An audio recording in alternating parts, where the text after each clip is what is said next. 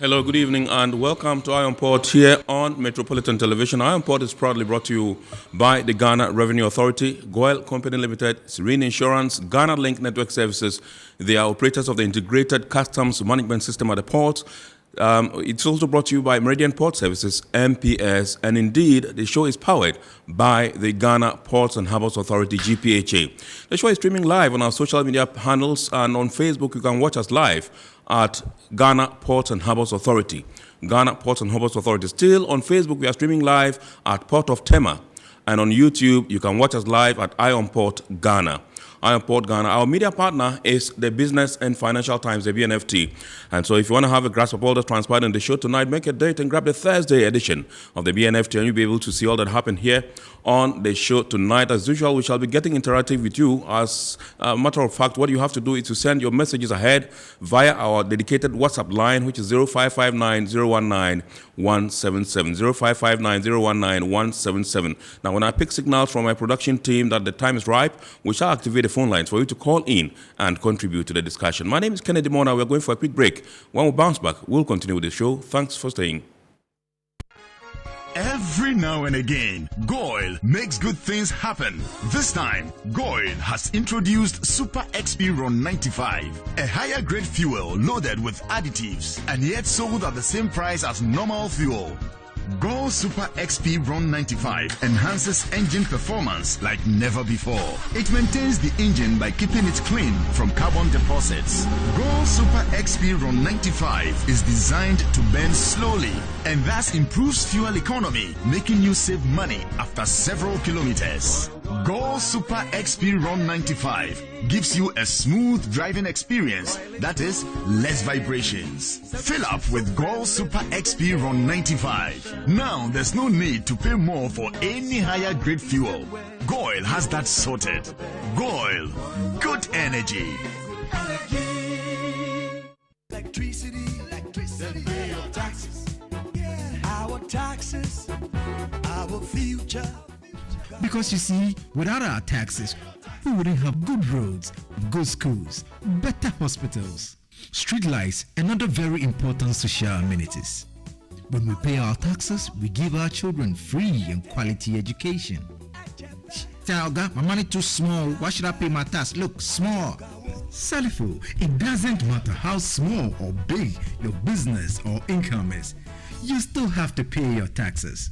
The little taxes from each and every one of us, when put together, could give your community clean water or that deprived school with tables and chairs. Please pay your taxes. It is your responsibility. It is your civic duty.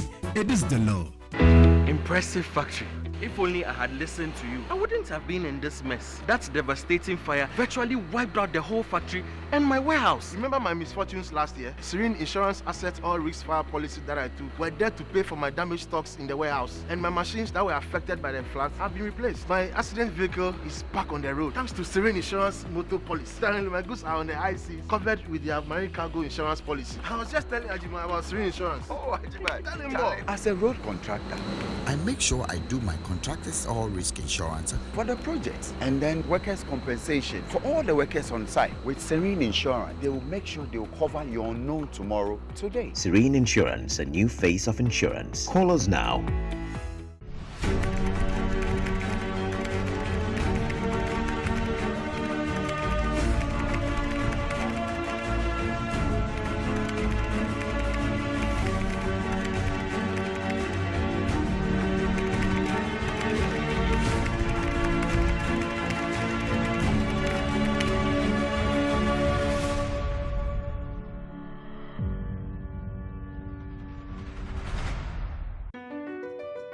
MPS Terminal 3 is Africa's new state-of-the-art container terminal at Tema Port.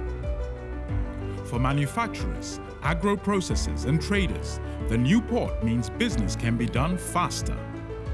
This infrastructure boost will improve Ghana's port handling capacity, connect more trading routes, and oil the engine of growth for the economy, creating greater opportunities across all sectors as Africa's markets merge and become the largest trading bloc globally. MPS, we connect, you thrive.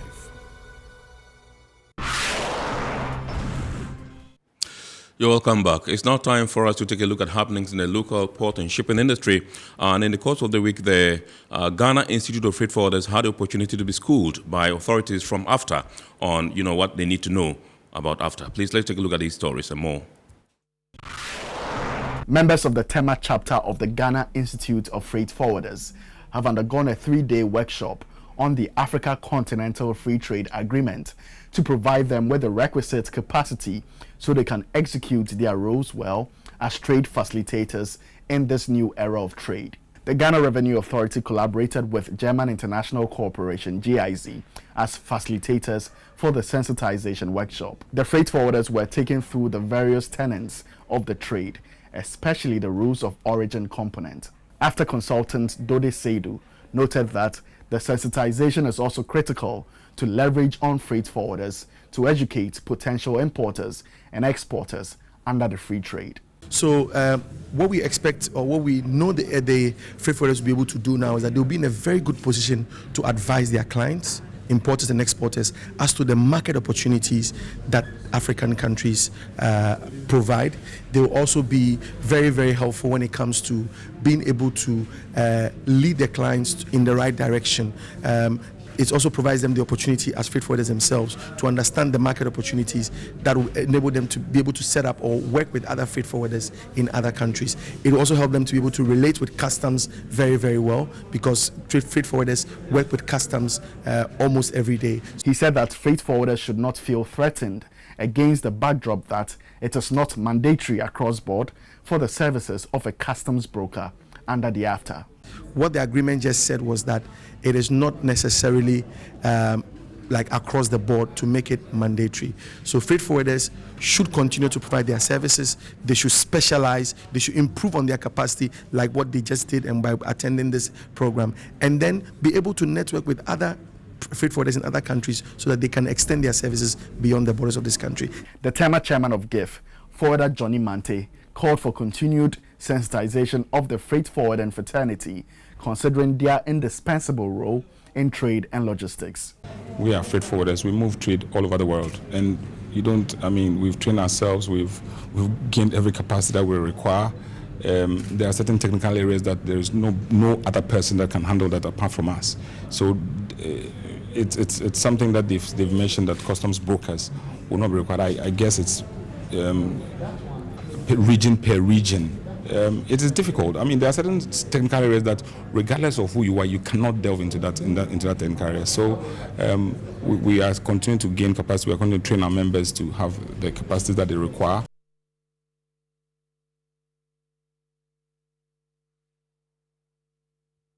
All right, so you're welcome back. It's now time for us to take a look at happenings in the port and shipping industry globally.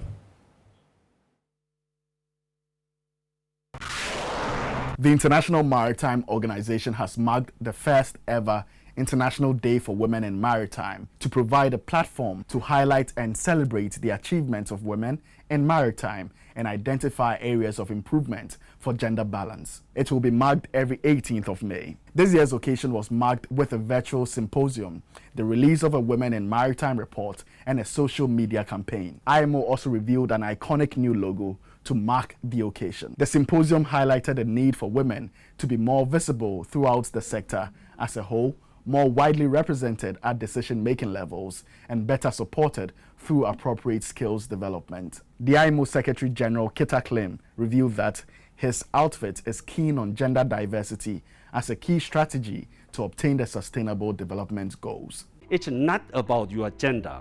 It is about what you can do. At IMO, through training, feasibility, recognition, we aim to support a barrier-free working environment for women in maritime.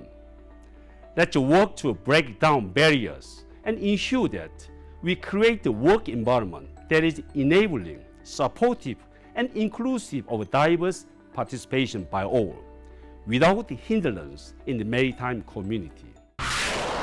In a related development, the International Maritime Organization and the Women in Shipping and Trading Association have launched a Women in Maritime Survey report. The report, launched on the first IMO International Day for Women in Maritime, contains information about the proportion and distribution of women working in the maritime sector from IMO member states and the maritime industry. The data demonstrates that women account for only 29% of the overall workforce in the general industry and 20% of the workforce of national maritime authorities in member states. The report highlights great variation among individual subsectors. According to data gathered from member states, women participation in search and rescue teams of national maritime authorities accounts for just 10% as compared to female diplomats, which accounts for 33%, and training staff, which accounts for 30%.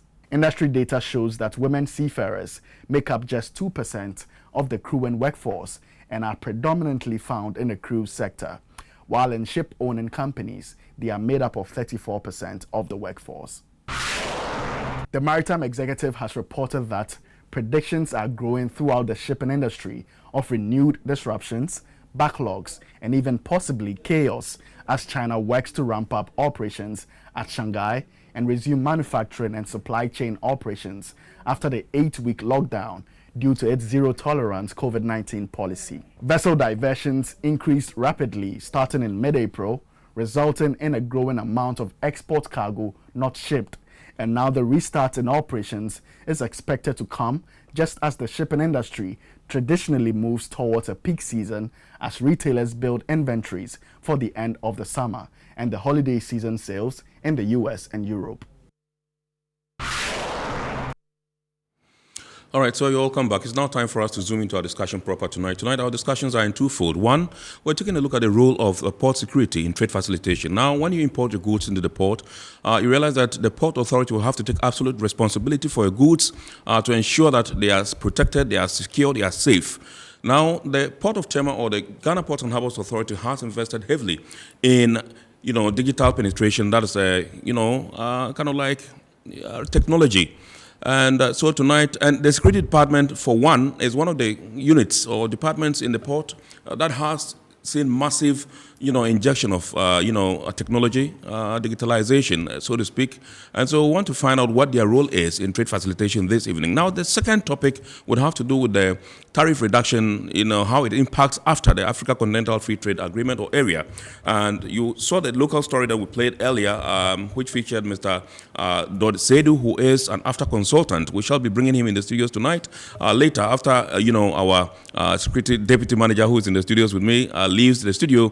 And so we are going for the first discussion, our very first topic, which is the role of the port security in trade facilitation at the port. And so with me in the studios tonight is Mr. Samuel Ajete, who is Deputy Security Manager, Port of Tema, in charge of operations. Good evening, sir, and welcome. Yeah, good evening.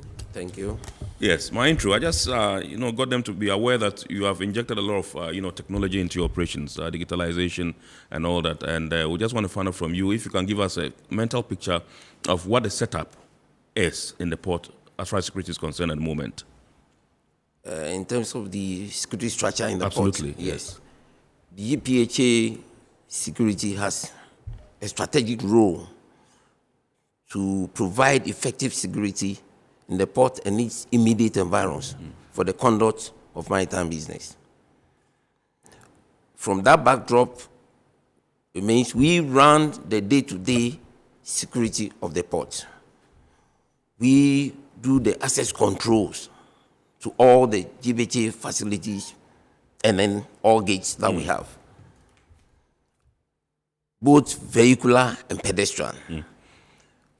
We do physical protection of cargo, as you mentioned. When it's access control, it means those that are coming and going out. Both in and out. Yeah. We control all, both in and out, vehicular and pedestrian.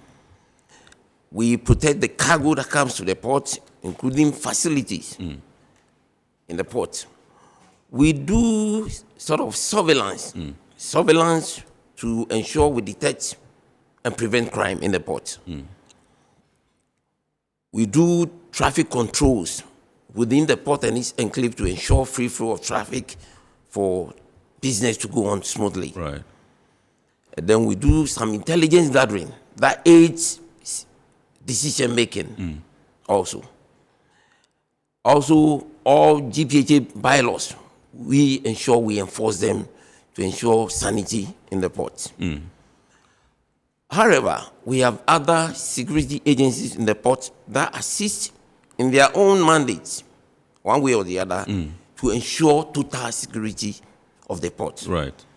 We have the customs, we have a GIS, which is Ghana Immigration Service, we have Marine Police, we have NIB, which is National Investigation Bureau, we have NACOC, which is the JPCU. We have the Navy, and even to extend the military where necessary. Right. The military. So that is how the structure of the security in the port looks like. And you collaborate with all these that you mentioned: Customs, Ghana Immigration Service, Marine Police, NACOB, and then the Navy.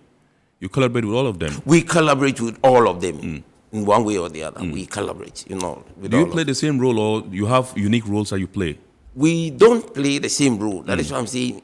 In their own mandate, all these agencies have their mandates that establish them. For example, customs. When it comes to collecting tax for the government, so where issues come up and then it involves collecting tax, we get customs involved to ensure that. So that is how it goes. That is how. All right. So I want to find out what role you play in the clearance chain, because that's the heart of operations at the port. People visit the port to clear their goods, to clear their cargo. And I know you have a unique role that you play in the clearance chain. Can you walk us through that? Yes. GPHA are custodians of cargo that come to the port. And we know these lines bring the cargoes. That is shipping lines. GRE, just as we mentioned, Customs, we collect taxes for the government. So our role basically, after ensuring shipping lines have got their freight, customs taking their tax, GPHA handled the cargo. So there are charges in respect of the handling. So our role at the gate is to ensure that those handling charges are paid to the authority. So it is kind of assurance to GPHA, revenue assurance, ensuring that all taxes or all charges due GPHA have been paid, duly paid, before cargo goes. In a way, also, it is ensuring that people will not come and pick others' cargo that will end up in claims and put burden on GPHA's revenue.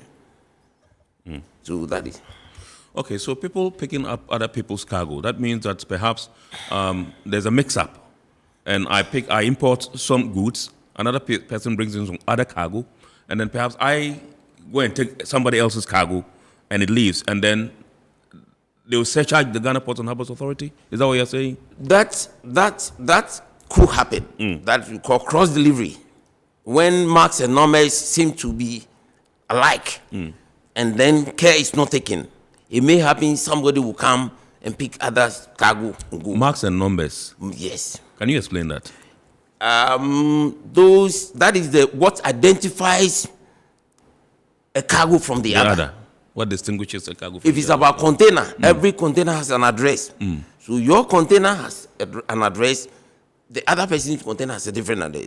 It's never the same. Right. So let me say, in the course of checks, there's a mishap and a letter or a number is changed. It may happen that that cargo may go to another person instead of the rightful owner. That happens at times. Yes. And there is the other side where persons can, in a way, try, falsify, manipulate documents in a bid to outwit the security system in the port to get the cargo out. That is where, when we are not careful, the persons will come, because we hold custody of the cargo. That GPHA, where's my cargo? Yes. So I'm claiming. That's where claims come. Right. So that is our being at the gate, is to forestall these events and ensure that cargoes go to the right person. Now, you just made mention of manipulation of documents and all that. How rampant is this phenomenon? How rampant? Lately, with the introduction of the digitization of the processes, I think it's far better, and I I don't remember the last time this happened. Formerly, used to, where everything goes paper. Yeah. Yes, used to. So when the port was heavily dependent or reliant on manual transactions. Manual, everything paper. It used to, people used to, but in fact with the digitization, I think it's better now. Okay. Yes. And for a long time now, you haven't registered any such? No. It's once a while, especially this our CDI, the cash delivery invoice. You see one or two freight guys who try, and that is even down to the importer. What they do is that after we have issued, they generate their own and produce their own charges to the owner. Yes, which later maybe when the owner tries to investigate and come to our fold, we're able to detect. At times, our men also at the revenue desk also are able to detect them. Right. Yes, that is one or two. But by and large, I think the digitization has helped in forestalling these fraudulent deals in the port. A great deal. Yes. Okay, so I'm a bit curious. And when this trend was quite, happening in the port, what used to be the way out? If you find somebody culpable of this particular offense, or perhaps, trying to falsifying documents, trying to circumvent the system, trying to kind of like beat the system, were there procedures you take the fellow through, recalcitrant or intransigent people, to punish them? Of course. To serve as deterrent? When these things are detected, we GPHA, we take the initiative. We do some interrogation, look at the documents, because we need to find out the modus and then try and forestall. So we do some investigation about the whole issue, the documents and whatever. And then when we are done, it is a criminal offense. We don't push it to police. Right. For prosecution, further investigation and necessary prosecution. That is how we handle it.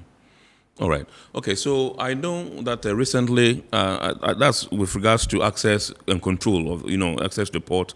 And, I know ACVL has started a program, a policy where they are registering all vehicles entering the port and all that. What's your role in that particular, policy?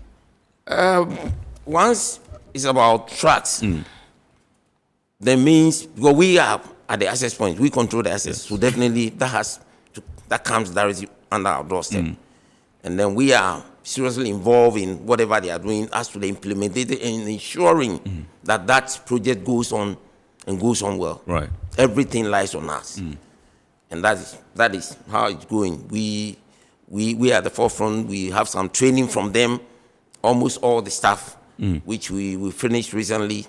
And then we are waiting for when it will take off. But we've been having some pilot runs on the project.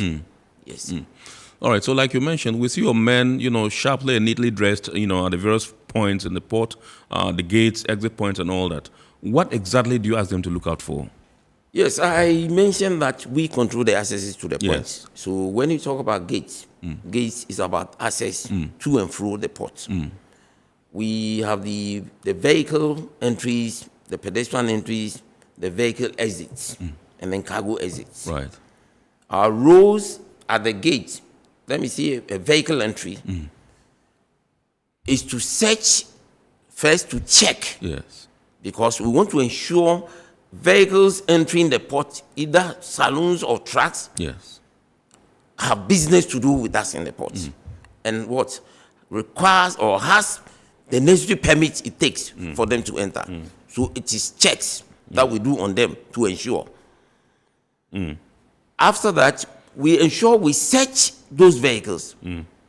By searching the vehicles, we want to ensure that unauthorized persons are not hiding in the trucks or in the vehicles to enter the port for their own personal business.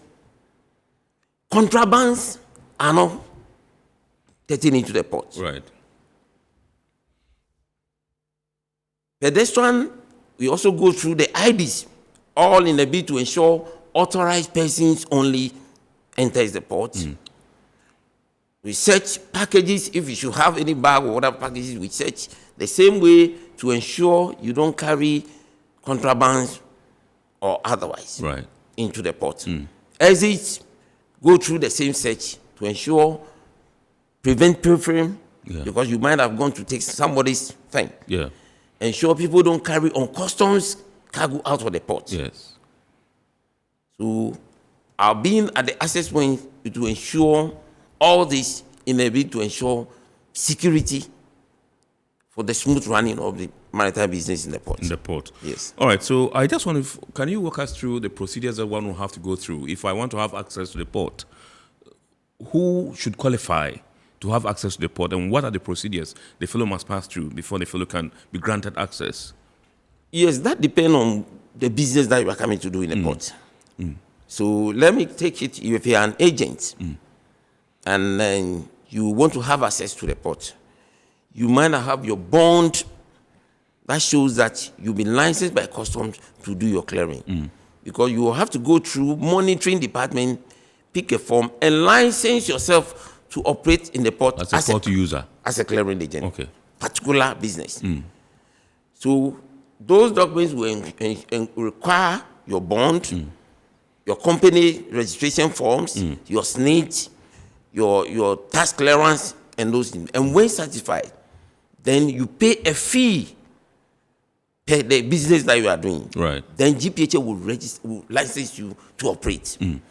Then after that, you can apply to the port security manager with your license for all the accesses that you have in vehicles or persons that are in the business and will need to come to the port to conduct business. So that is the process it goes before you are able to, if, let me say, you are an agent. It depends on the business that you have to do in the port. All right, so I have used the port. I mean, most of the time we enter there, we come out, and I even have the sticker, you know, but your men are so strict that they have to scrutinize. They'll ask you to open your boot, they go there, inspect, and then they come, they inspect other, the glove compartment and all that, and they say, okay. And when you are coming out, the exit, the same thing applies. And so I think that on that one, yes, you are on point. Yes. You are seriously on point. Ensuring that the person entering the port has a legitimate business to do in the port. Ensuring that he's not carrying any contraband into the port. When you are coming out, the same. Ensuring that he's not carrying something which is not covered by any document. Meaning he might or may have taken it from somewhere and eventually may end up as a claim to GPHA. So ensuring all that. Ensuring that you are not carrying any uncustom cargo, cargo that you need to pay tax to the government. You are not finding means to take them out of the port. So that is what we do at the both ends to ensure sanity in the port. I'm just being a bit curious, Mr. Ajete. I know there's a duty-free shop in the port. Who qualifies to shop there? In fact, the duty-free shop is meant for the sailors. Okay. Because it's not meant to come outside the port. Exactly. I asked this question because you said somebody might bring out uncustomed, cargo. Yes. And so somebody might walk into the port, notice that there's a duty-free shop, walk in there, make some purchases, and perhaps at the gate, the fellow might be intercepted and say, hey, this you can't take out. Yes. Of course, when you buy, especially in quantities, commercial. Yes. If it's you enter there, pick one or two that you are drinking, fine. But to buy in quantities, of course, we know that duties have not been paid on them, on those cargo, so you cannot take them out. Absolutely. If you want, that means you have to go through the custom process and pay your duty and take it out. Right. So those, whatever we have in the duty free, is meant for the port or for the vessels. Right. Okay. So now let's come to technology and, how the port is leveraging on technology to enhance security surveillance. I know there's one thing that you are doing seriously as the security department in the port. Walk us through that. GPHA is currently going through digitization that we know of various areas, which includes the security department. This includes our CCTV cameras, which quite recently have been upgraded seriously. We have, I think, I hear one of along the West African corridor, one of the best control rooms that you can get. Yes. We having about 210 cameras covering the port. Wow. Yes. And then we still have about 80, 90 on standby, still looking at areas to deploy them. Yes. Currently, the new jetty,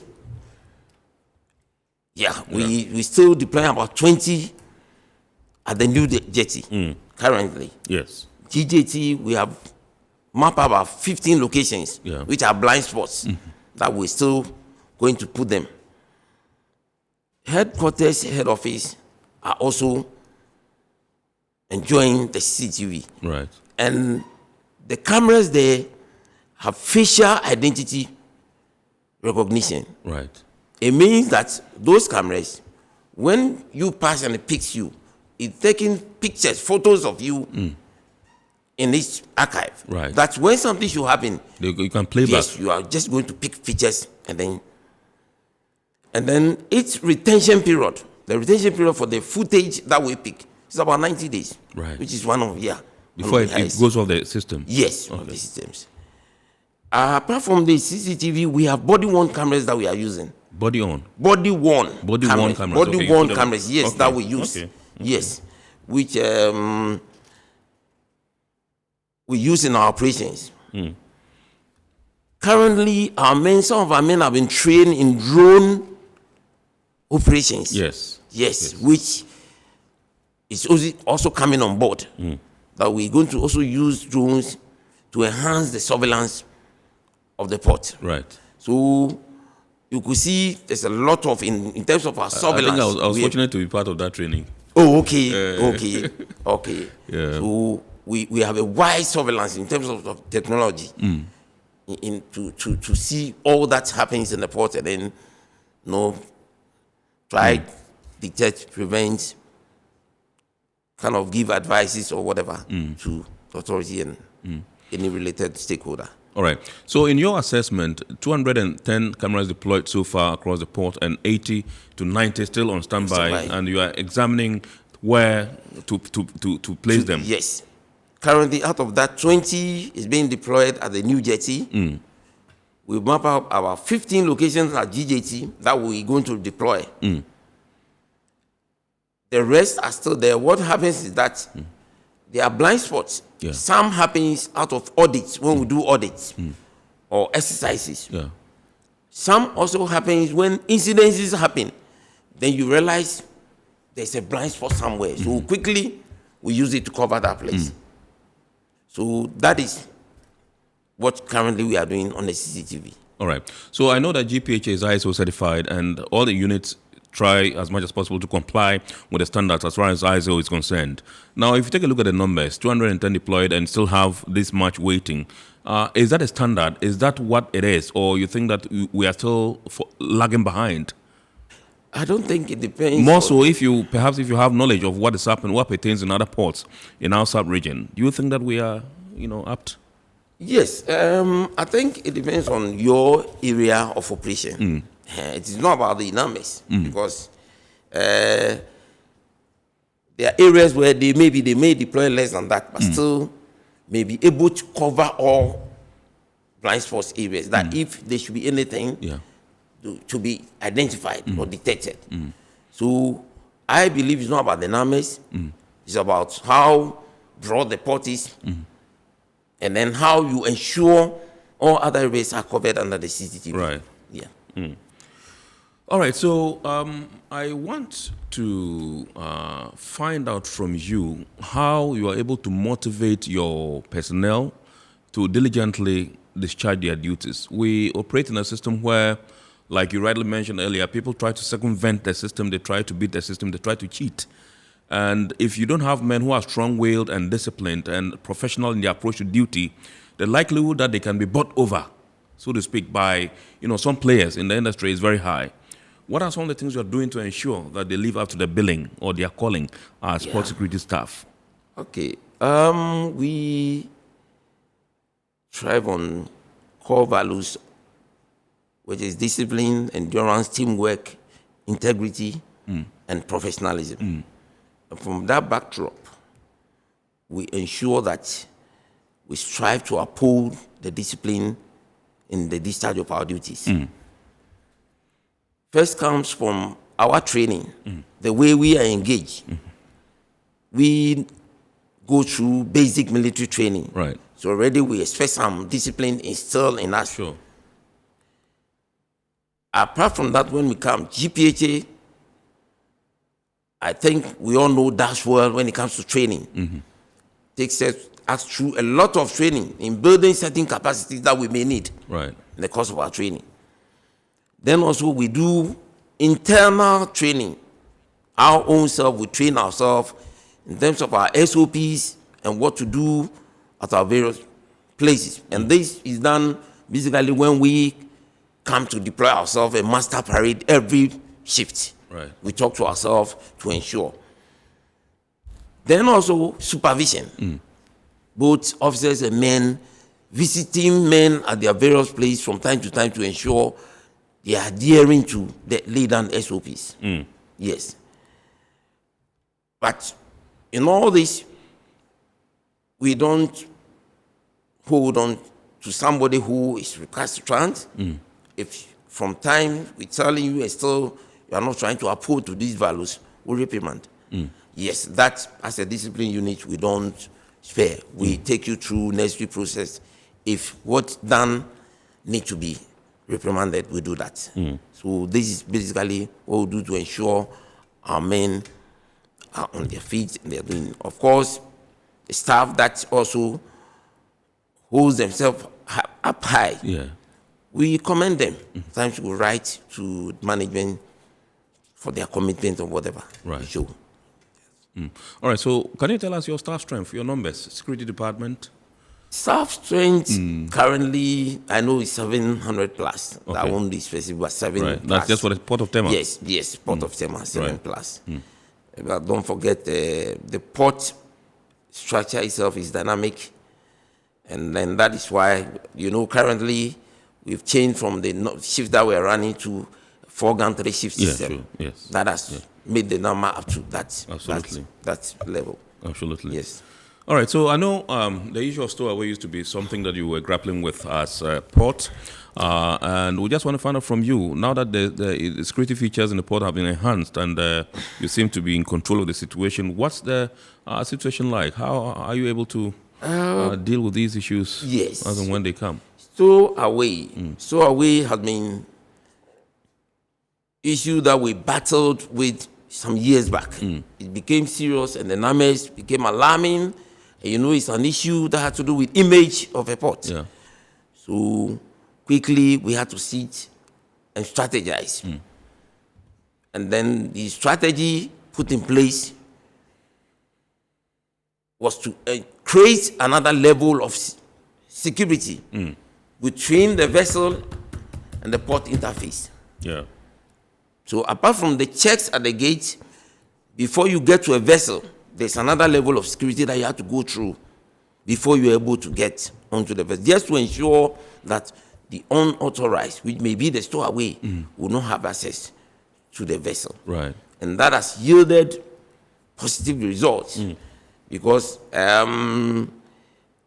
it came and then the numbers dropped to the extent, let me see, from 2020, we foiled about 6 attempts. Six attempts through these measures put in place. Right. We were able to foil about 6 attempts, but about 13 persons were disembarked. They are not stowaways from here. They stowed away from different ports, and then were just disembarked here for onward repatriation to their various countries. 2021, there was no stowaway issue from here. And then we disembarked 2 from different countries. 2022, as we have started, there's not been any issue stowaway, either from here or from outside. So our measures in place are working well, and they are stringent, and makes it difficult for persons to get on board. However, what we are offering now also is that we have tracking dogs, trailing and tracking dogs that we use in roomaging vessels. Right. So currently, it is not all vessels. It's on request. We use the dogs to conduct roomaging on the vessels to ensure no person is hiding somewhere and able to stow away to. All right. Another country. Okay, so Ghana's waters have been described by many players in the shipping industry as one of the safest in the sub-region, and that is why many vessels would want to come here and wait until their time is due, and then they leave our shores for their various destinations and all that. What is it that you are doing right? I will start from commitment. I think it's commitment and dedication. And this has to go into the regular patrols that we do on our waters. We patrol as a team, which involves the Navy and even Marine Police. Right. Yeah, regular patrols. These patrols also ensure that from the port control, we ensure every vessel that is at anchorage is gazetted. It's known by port control. So that is part of the things that we do when we go out there, to ensure all vessels there are on our gazette. Right. And we are here. If you happen to see any vessel, which is quickly, we call for its arrest and find out. Then also, I think it is a strong support from the Navy. Right. From the Navy, that goes as far as the high seas. We are limited to the anchorage, but they go as far as the high seas. I think from this backdrop, that gives us that security on our anchorage, that people who have to even come and wait till they move out to other. Right. So, what level of collaboration do you expect from people who do business in the ports?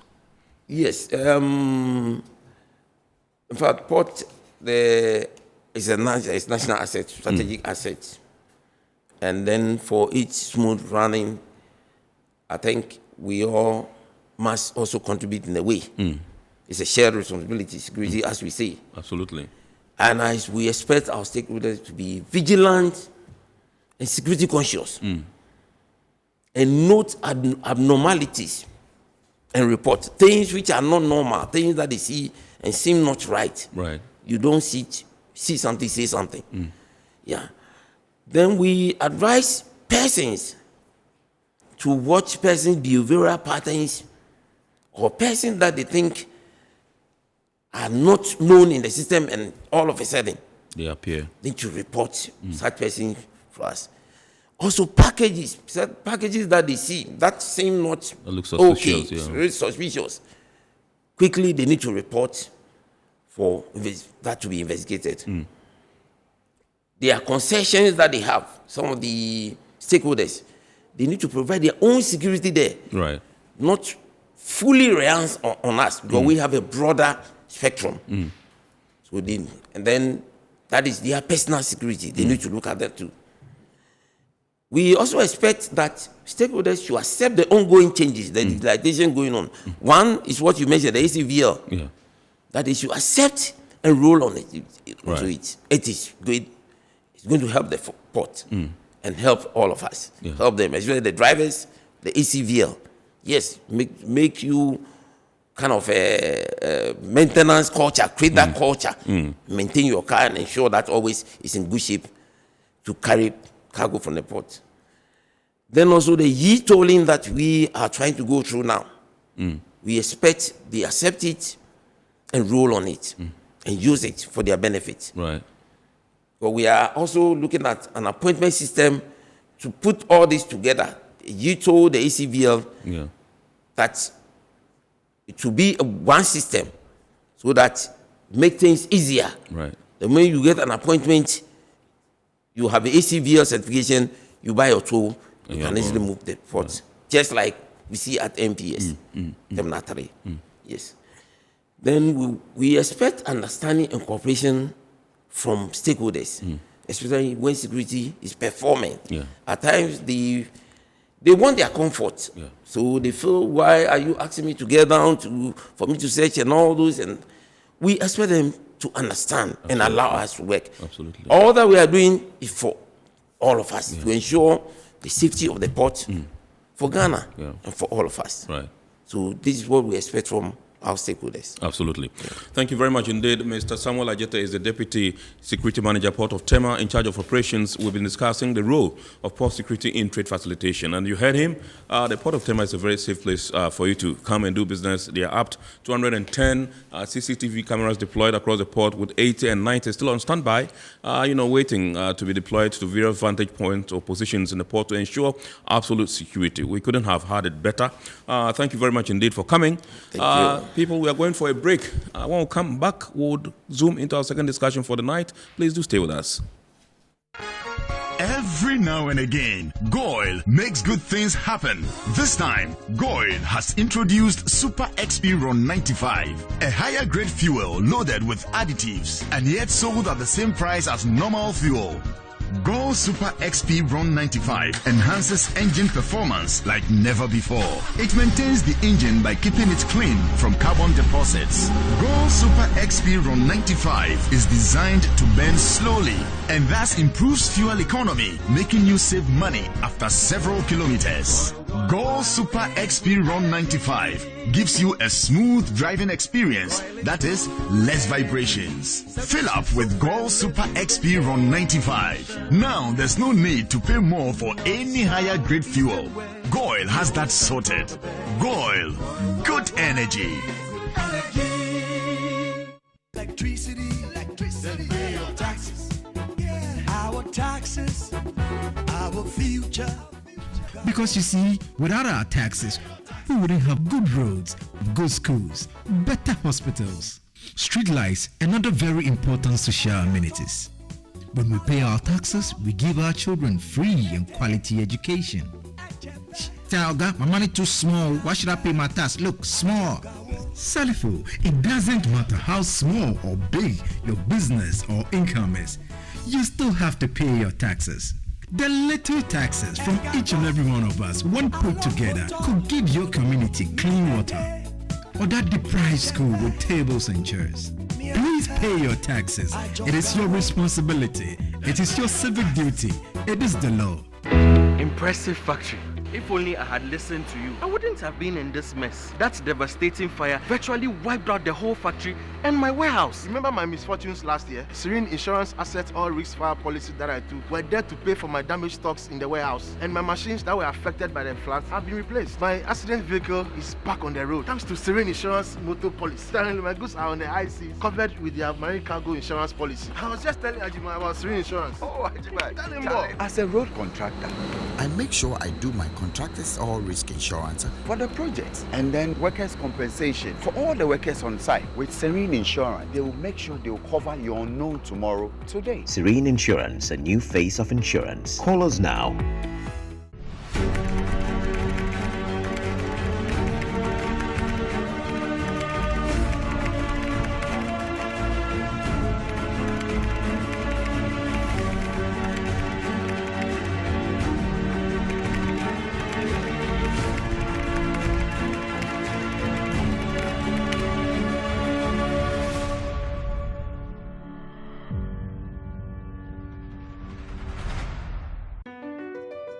MPS Terminal 3 is Africa's new state-of-the-art container terminal at Tema Port. For manufacturers, agro-processors and traders, the new port means business can be done faster.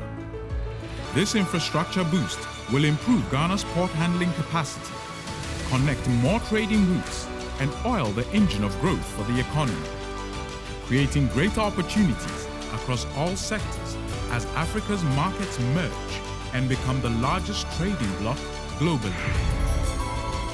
MPS, we connect, you thrive.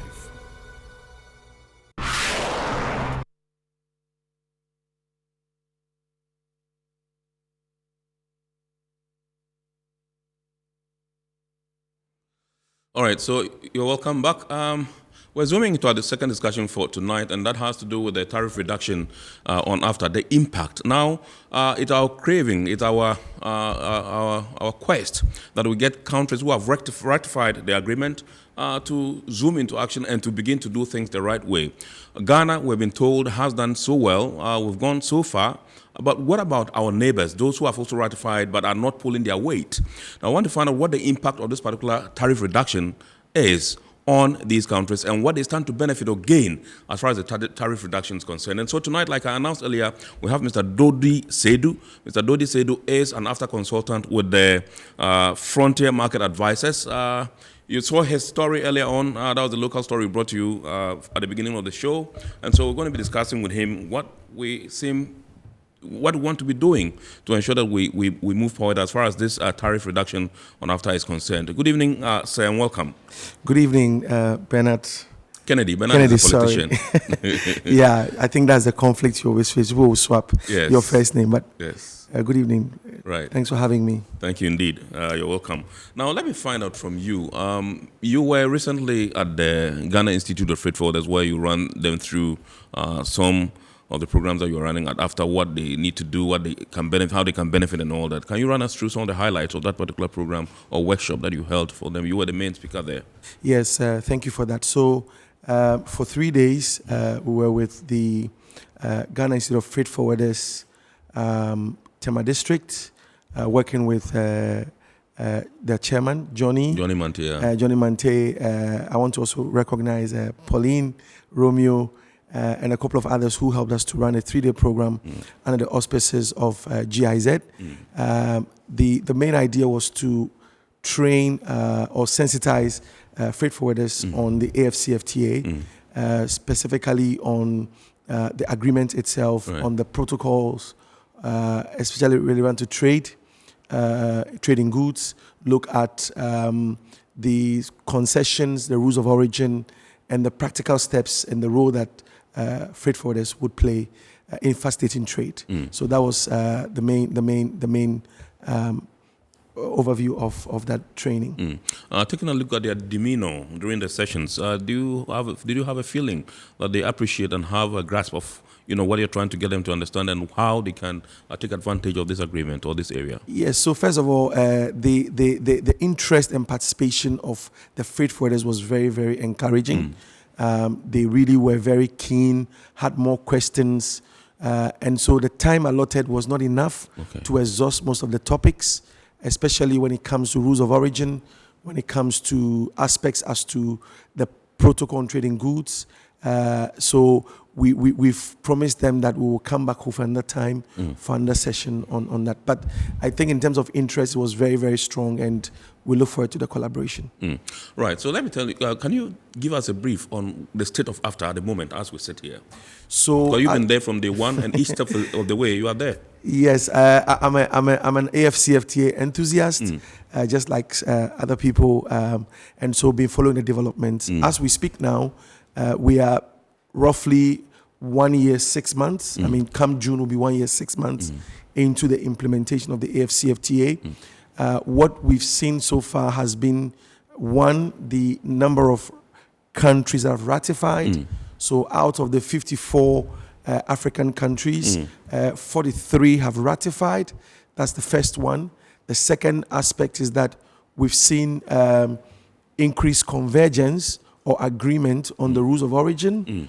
And the rules of origin, I think you had me here the last time talk about, are the conditions and terms for movement of goods across the border. So we've had 88% agreement on that. And of course, what it meant is that we have some outstanding products that are yet to have agreement on by the respective African countries. So in terms of the status, I mean, protocol on trading goods, that is what I would say. When it comes to services trade, yes, negotiations are also ongoing. Countries are providing the sectors that they would like to make commitments on. I think there are 5 sectors: communications, business services, transport, tourism.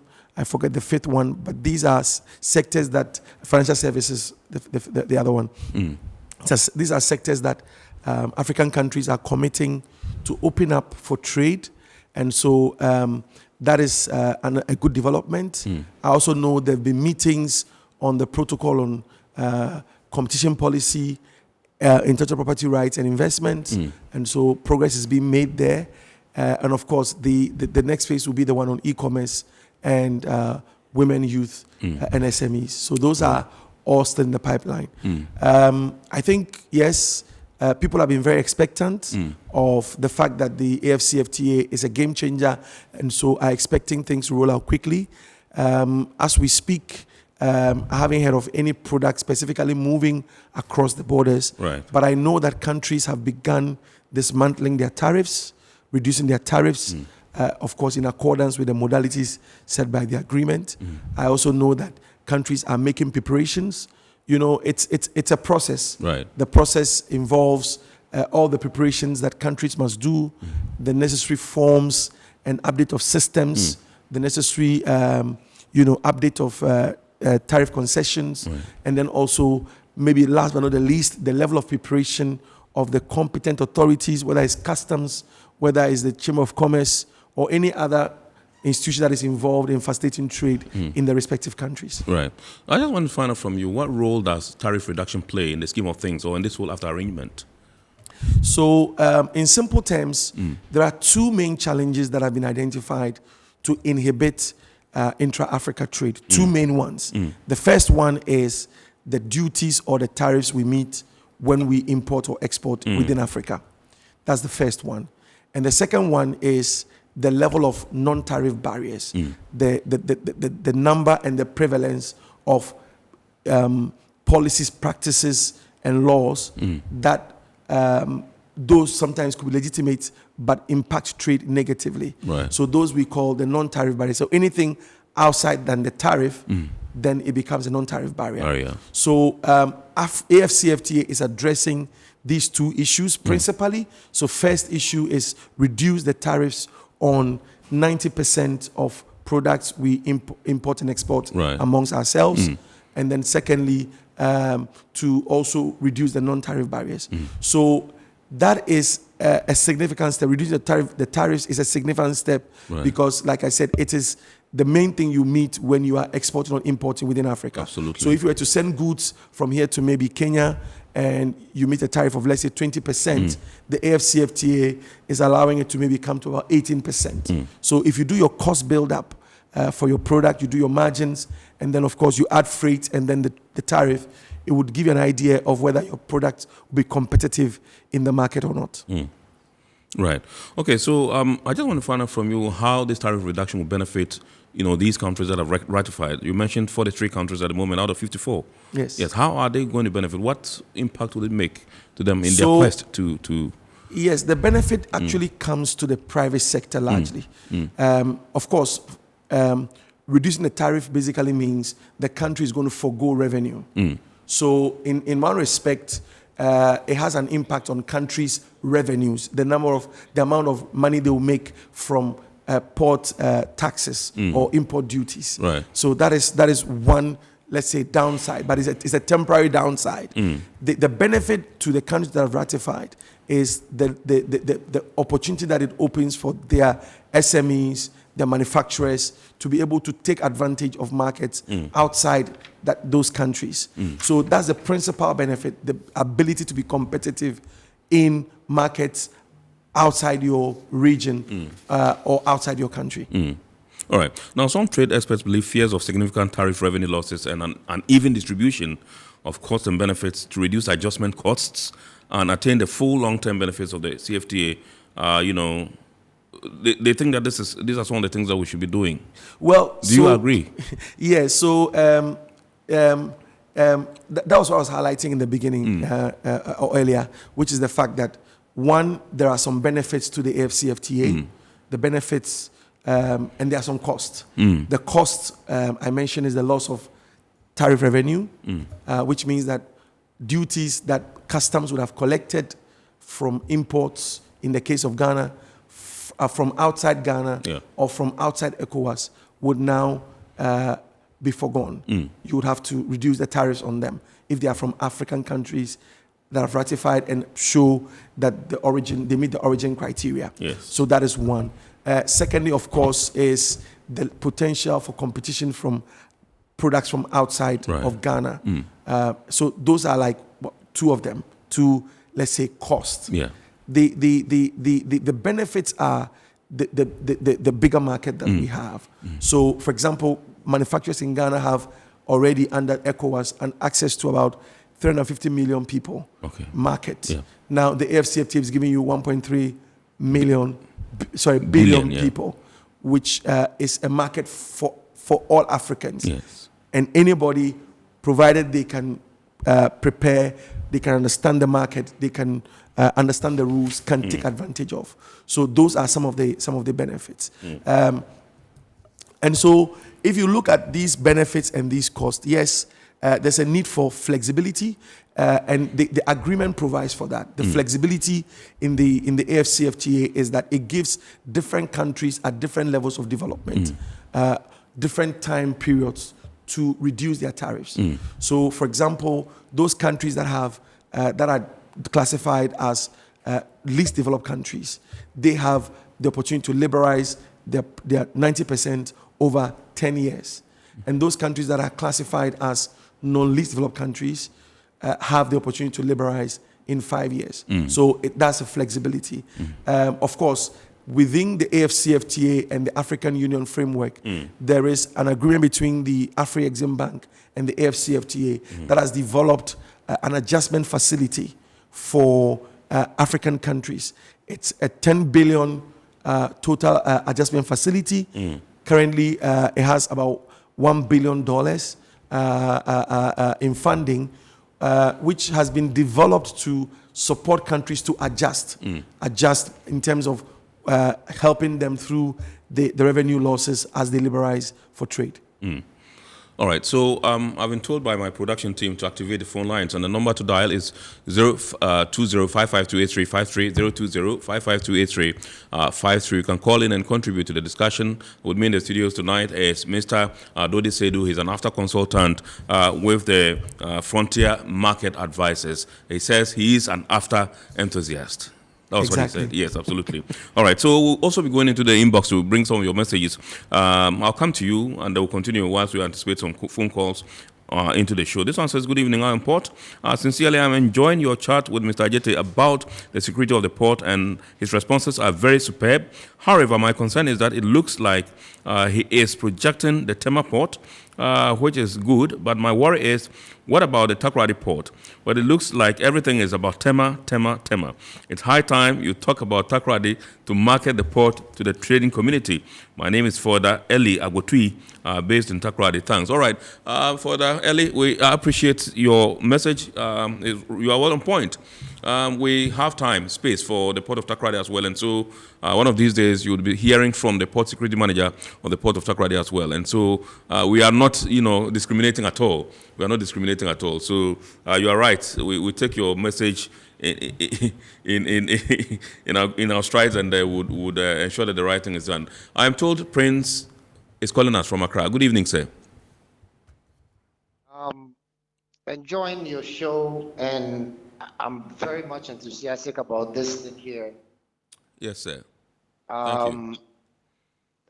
That being that I'm an exporter myself, I'm an agro producer and exporter. Right.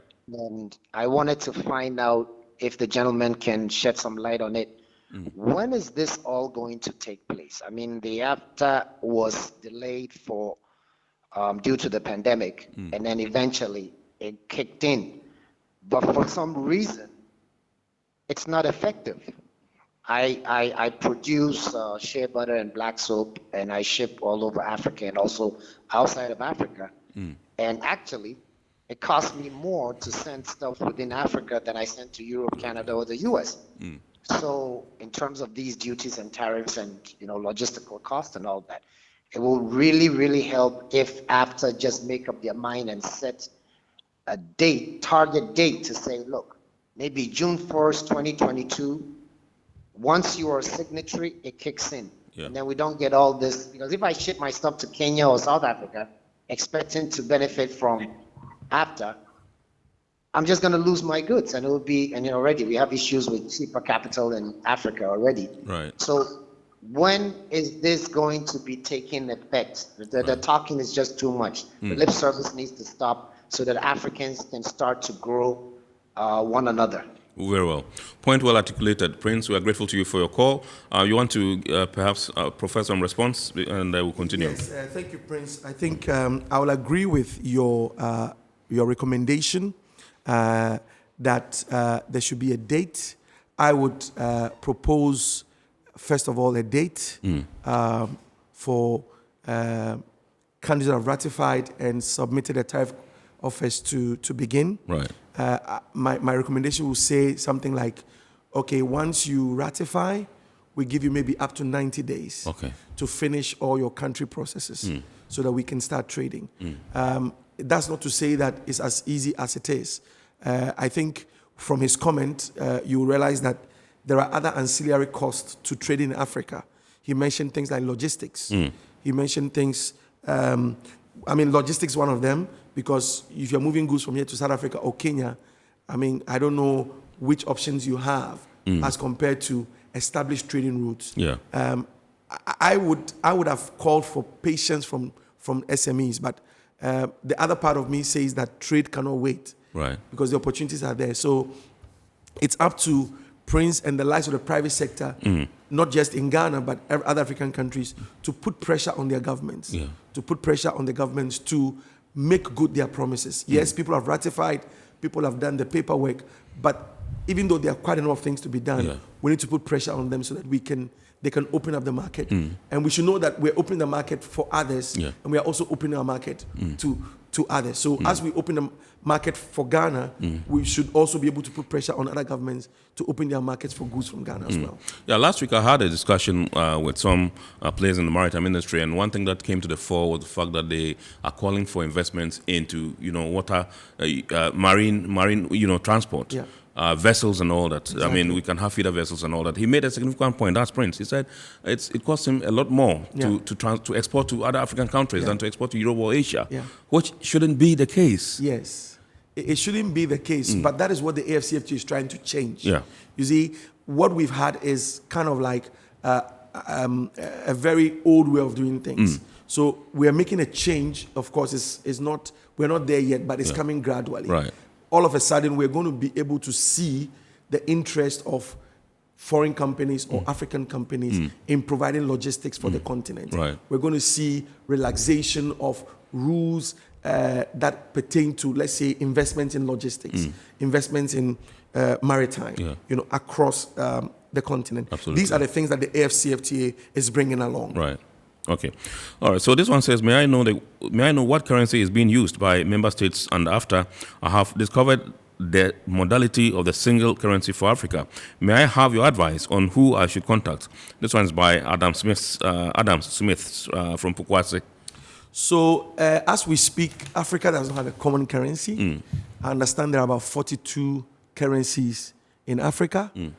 Yes, there's been talk about a single currency or regional currencies like in ECOWAS to have the ECO. Those have not been materialized.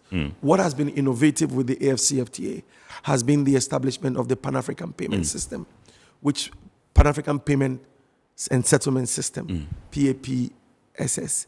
And this is to enable us to trade directly in our respective currencies without having to make conversions into dollars in particular.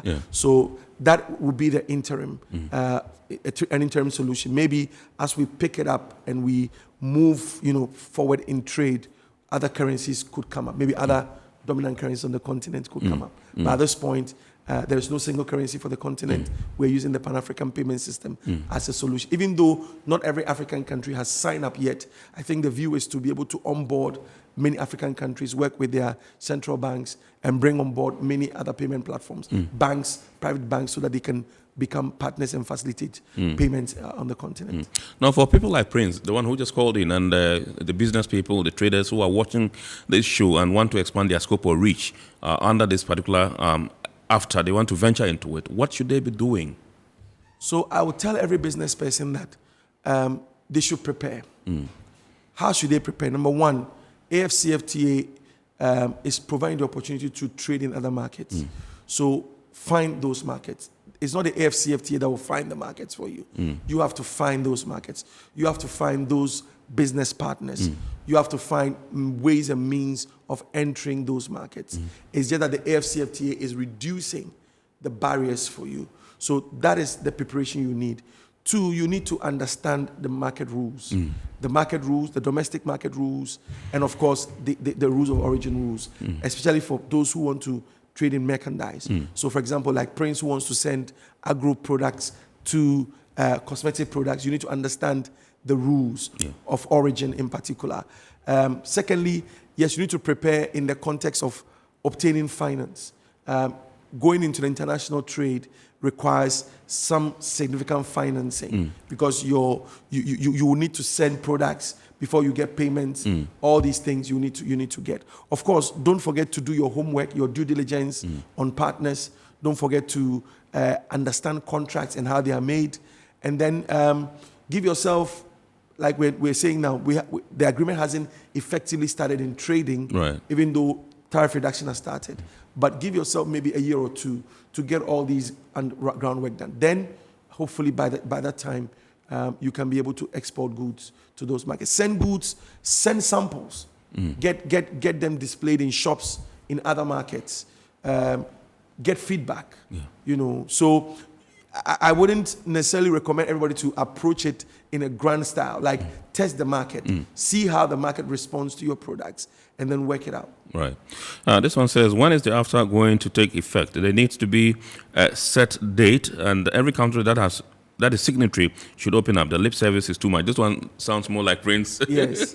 I wouldn't call it the lip service. I think what I'm trying to say, or what I'm trying to clarify, is that one, countries is a process. You ratify, you sign, you ratify, and then you have to submit your schedule of tariff concessions. These are not easy processes. So, for example, within ECOWAS, which Ghana is part of, we have 6,000 product lines, okay? And you have to kind of like take about 5,500 of them and work on, you know, with whether it's Ministry of Trade, Ministry of Finance, discuss and come to finality as to how much you are reducing on each product, you know, and determine which products within your country or within your region are sensitive, which when you allow import and export on them, it could affect your domestic industry. You have to decide on which ones you exclude from trade, which ones you place higher tariffs on. So these are not simple processes. That is why I am not too hard on it. But I agree with the point that we should be able to come up with like a modality to say, when you ratify, like for example, when you ratify within your country, it takes 30 days to submit your articles of ratification.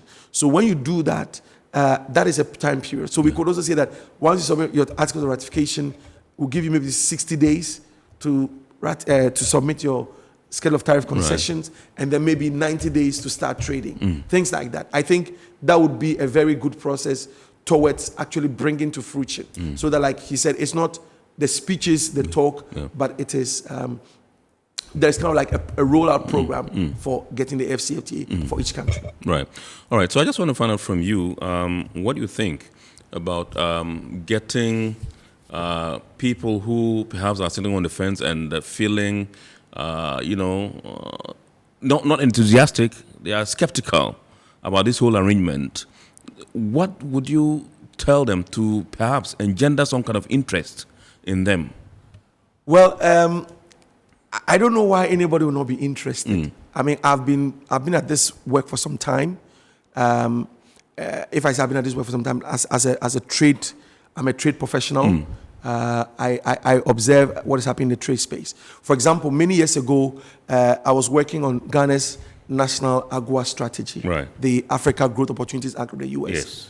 And we noticed a lack of knowledge by the private sector of the trade opportunities in America. I mean, it surprised me. And then we'll go and do sensitization. We'll go and talk to people, say, look, the US market is waiting for, let's say, tuna products from Ghana or chili products from Ghana or any, horticultural products, whether it's mangoes or pineapples. That market is waiting. But of course, if we are not taking advantage of these markets, the same thing other people will take advantage of. So, for example, we have countries from South America who understand the U.S. market, who are taking advantage of it. So, those who are not interested, the market will not wait for you. Right. Other people will take it. For example, Ghana has ratified an agreement with the EU, the EU Economic Partnership Agreement with Ghana. It's an opportunity waiting for people who would like to export to the EU. Similarly, we have a Ghana-UK partnership. And then now we have the AfCFTA. What I'm saying is that please don't sit on the fence. It's like being a spectator at a football match. The game is open for everybody. It's open for every business to come in, at least attempt to understand the market opportunities, attempt to understand the requirements, attempt to understand what it would take for me to enter these markets. And if at the point of understanding you feel you are not ready, go and do your homework. Right. But to sit and be skeptical, no. You see, even the AfCFTA, I tell people, there are certain sectors that have already seen the light, the opportunities of the AfCFTA. For example, if you take businesses that are into, let's say, manufacturing and assembling, high value and manufacturing and assembling, they understand this. So they're setting up business hubs. They're setting up hubs in other countries or in other parts of Africa so that they can pick products and raw material. That's one advantage of the AfCFTA. The AfCFTA is giving us the opportunity to pick raw materials from other African countries, manufacture them, and export them back into Africa. So those who understand this are already taking advantage of that. They are already putting up branches or assembly plants. They are not even in a hurry in terms of trying to maybe begin manufacturing. They are putting up maybe a first step, assembly plant, and then build up on it. And then once they build a skill set, they can find raw materials nearby. They'll begin to manufacture and export back into. So I would say to anybody who is listening that if you are a business person who has been able to take advantage of the Ghanaian market, you have a product that is unique, duly registered with GSA, FDA, please get ready for AfCFTA and don't sit on the fence.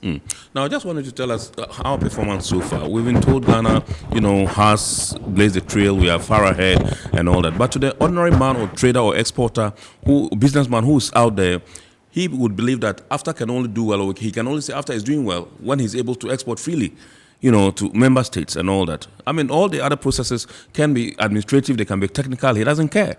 What he wants to do is to get his goods or products across and make the money. And so what would you say? Because we're told that one or two companies were able to ship outside, to neighboring under AfCFTA.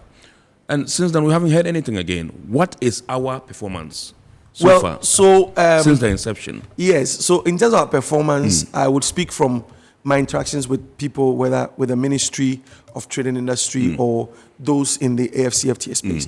So what I know is that, number one, we are, for exporting from Ghana, we are generally ready. We are able to export. We have an integrated customs system. We have an AfCFTA strategy under development, which has identified some products of Ghana origin that have high potential for the African market. So that is a very significant step. I've heard of conversations where the government is attempting to identify a number of products and businesses that are already exporting to other parts of the world and could consider the African market. So those are some of the things that the country is doing. So the challenge for Ghanaian businesses now would be those out where you are exporting to, how ready they are. So I'll really encourage people who are looking to export to any specific country to do their homework, to first find out if those countries have ratified. So, for example, if I'm targeting Kenya, the first question is, has Kenya ratified? Yes, Kenya has ratified. Second question is, has Kenya submitted tariff concessions? Yes. Then now you find out from through you can use and let me say this, it's not part of the conversation, but some of us here in Ghana in particular, we've also not really taken advantage of some of the institutions that we have. For example, we have a Ghana Export Promotion Authority. We have embassies in some of these countries, African countries. they have trade attaches. That's their job. The job is to facilitate trade for Ghanaian, made in Ghana products. So we have to reach out to them. We have to knock on their doors. We have to find out what opportunities there are. The AfCFTA itself has the MANSA, MANSA repository, which is to help us to find out market opportunity. We have the AfCFTA Trade Observatory. Right. These are all tools. So I think, I'm not trying to finish my statement, but I think that people have a wrong impression that the AfCFTA will solve their problems. No, the AfCFTA, in layman speaking, is an agreement with institutions to make it work. But the entrepreneurial aspect of a business person should not be lost on us. Right. You should still make the steps. You should still go through the opportunities. You should still, participate in fairs, trade fairs, exhibitions, conferences, network, look for business partners, find out what the cost is, do your homework.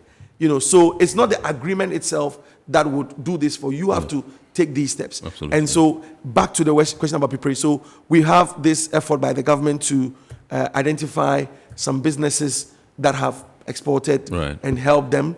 Of course, that is underway. I mentioned that there's an AfCFTA strategy underway. Of course, that connects with our National Export Development Strategy, which also identifies some of the things. But those are all the government's thinking. And of course, with inputs from the private sector. What I'm saying is that business people are the ones who are going to actually make it happen. Business were the ones who test the market and come back to government and say, government, I took products to this country and I faced this challenge. I went here trying to export this product and they didn't have AfCFTA. Can you help me? Right. If we don't test it, if we are sitting on the fence like the word you used, we will not be able to know the practicalities of exporting. It's the same thing, even if it's the US or the EU. People have to try the market. It's when they try the market that they find the logistics providers, they find service providers, they find freight forwarders. Before now, they know their way to the market. So those things must be done. Right. So finally, I just want to find out from you whether we have the numbers with respect to businesses that have exported under AfTA in Ghana. Like I mentioned, the inception, we knew it was 1 or 2 Casapreco and some other companies. Yes. So I don't have the numbers. I know from my last discussion with the institution in charge, I think about 100 companies or so have registered. Okay. But that is just the first step. The registration is the first step. Of course, every business that registers would move on to have inspections being done on your facility to find out the source of your raw materials, and then you can apply for certificate of origin. But I also know that in the coming weeks or so, through a couple of other agencies, there's going to be a training for registered exporters. So those people who have registered to export under AfCFTA will be given some capacity building so that they can understand what the market requires. They can understand the processes to export under AfCFTA. Right. All right, we'll say a very big thank you to you, Mr. Dodi Seidu, who is AfTA consultant with the Frontier Market Advisors. We've been discussing the tariff reduction, under AfTA and what it will impact the ratified countries and what we start to gain going forward. Indeed, he says some 43 countries have already ratified out of 54, and that's a very good number and a good start. We wish that things would progress steadily, and then we shall zoom into action fully. As far as AfTA is concerned, like I said, the businessman is waiting to export freely without any hassle and make the money, and that's when he would be very certain that yes, AfTA is actually in place. Thank you very much indeed for coming. One interest I have is the development of the AfTA strategy that you mentioned. I mean, next time I think we can have a discussion on that and see where we are at the moment.